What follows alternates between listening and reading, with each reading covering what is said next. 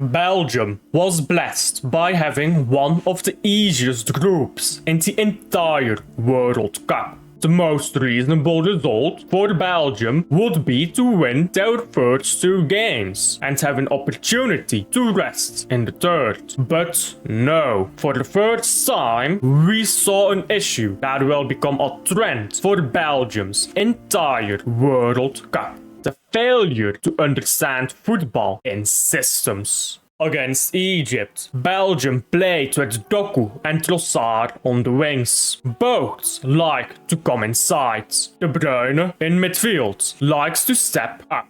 And the Ketelaar, as a false nine, likes to sink deep. But why is this a problem? Think about it this way. When everyone vacates their position, what is the point of having positions? A reasonable manager might give a single player, maybe even two, the freedom to roam and set up the remainder of the team to accommodate this roaming habit. Even France's Ballon d'Or winner Dembélé exercises more discipline than what is seen in this entire Belgian team. Dembélé stays wide, only comes central to pick up empty spaces left by Mbappé, and then goes wide again when Mbappé comes back.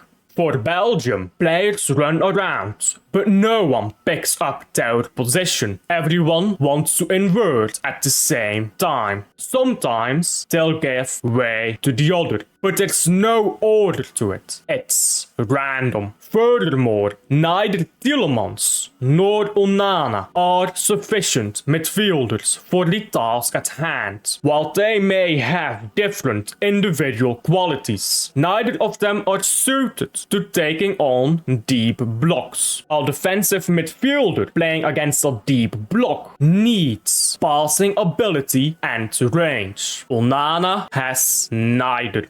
Likewise, Tielemans is incredibly slow in progressing possession. Recycling possession in itself is not a bad trait, but when you lack creative output from your wingers and no one in midfield is able to progress, it becomes a problem. Castagne as a fullback complicates issues. He inverts when Doku stays wide, but that only adds extra congestion to an already congested midfield. Meanwhile, he is not good enough on the left to push up when Doku inverts. And Meunier, he's too old. If he could invert and had less distance to travel, he is fine. But again, the midfield is already congested.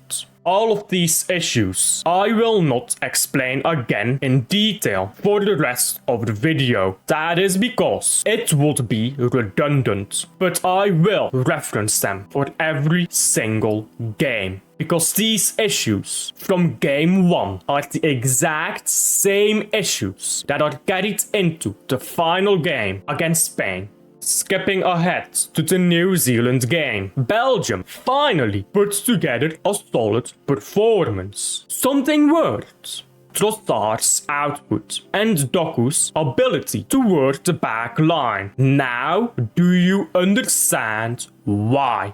New Zealand lacks a qualitative fullback. The Belgian midfield was easily able to stretch New Zealand's midfield, leaving many options for one-on-ones. And the Ketelaar was doing a brilliant job of generating space. But this is not replicatable against Senegal. Without a 6 in that midfield, off the ball, they would be exposed should they play against Senegal in the same way. And indeed, this is exactly what happened in the following game.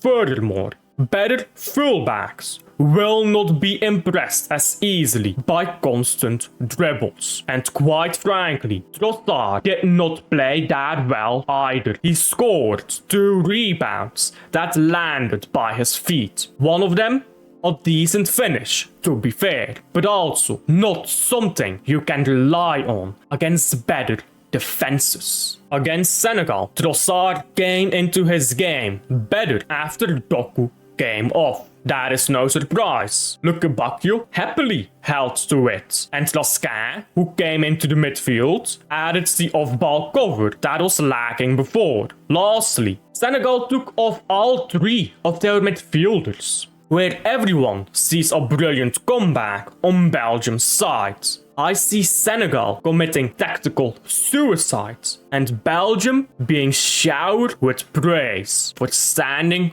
over the corpse. That does not take away the brilliance of individuals, but questions must be asked to Rudy Garcia. Why did Van Aken and De Bruyne come off? Before the substitutions, I would say Tielemans was the worst midfielder, but Tielemans did score. So the decision worked, even if the success came from something they did not understand. Mainly the additional attacking threat from Moreira and the stabilizing formation from Nicolas Laskin and Dodi Lukebakio. All of these same benefits would have been carried over if the players coming off were Tielemans and Van Aken, but because Tielemans was on the pitch and scored a poorly defended header, Tielemans is now the man. Against the United States, Belgium finally put on the correct winger pairing.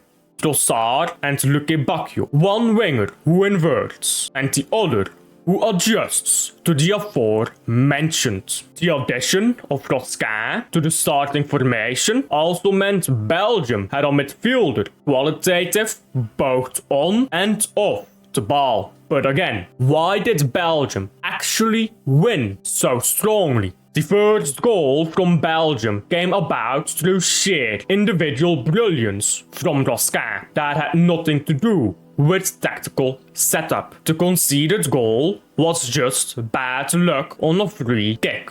The first goal, the only goal in this entire game that arose from a tactical pattern, Trossard's cross into the Ketelaar. This is a pattern we have seen before.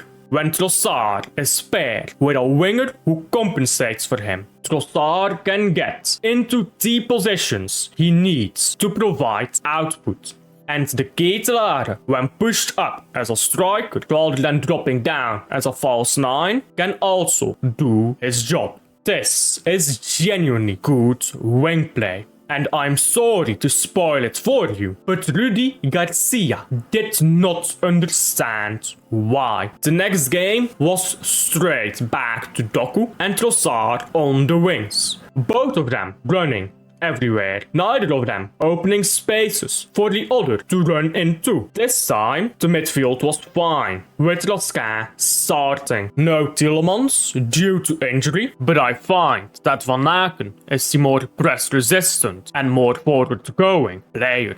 So Belgium could function. But Belgium was clearly not good enough. Their left back, de Kuiper, was simply not strong enough defensively. Doku's defensive rate is not the greatest, and Mechelen is too old to take on pacey players on his own. So, from everything that we have learned this World Cup, how do you solve Belgium's problems? Well, allow me to cheat just a little bit. You start with Joachim says, beyond all understanding, he had yet to play a single minute in the entire World Cup. Yet an honest neutral who has watched his games would have likely told you he is the best fullback that Rudy Garcia made during the Spain game. He brought on a defensively strong fullback, and quite frankly, I do not feel the need to praise Garcia either.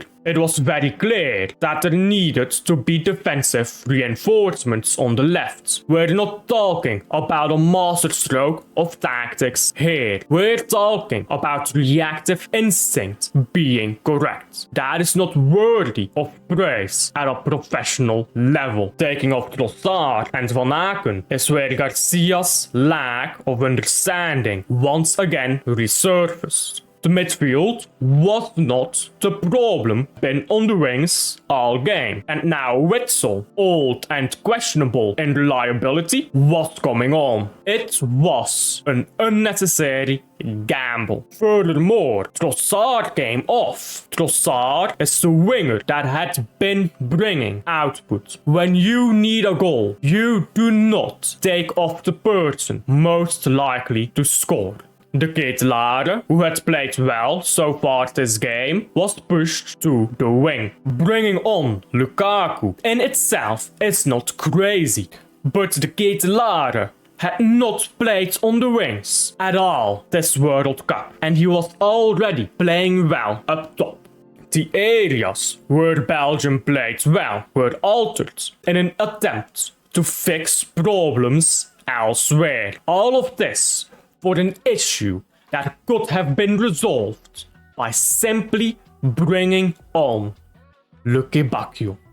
This is what happens when you lack understanding. You may make changes that work from occasion. You may feel vindicated when Tielemans scores against Senegal. But when you play against a big team with big players and the pressure is on you, do you understand what makes a win? Rudy Garcia did not. And that is most evident in Garcia's post-match claims, where he claimed the match went out of his hands with injuries of players De Bruyne and Courtois. But this is simply not true. Garcia held the reins, and the places where he had control, he made the wrong choices. And it is not like it would have mattered. Belgium's only hope for a goal after Garcia's changes were individual brilliance. Courtois and De Bruyne could have completed the game, and Belgium would have been as tactically neutered all the same. The only difference is that there would have been players on the pitch that can bail you out. Does that make you a good coach? Having players who can produce magic to save you from the mess you've made? That is not understanding and hanging on to the things you cannot change instead of facing your own choices. I would call that cowardice.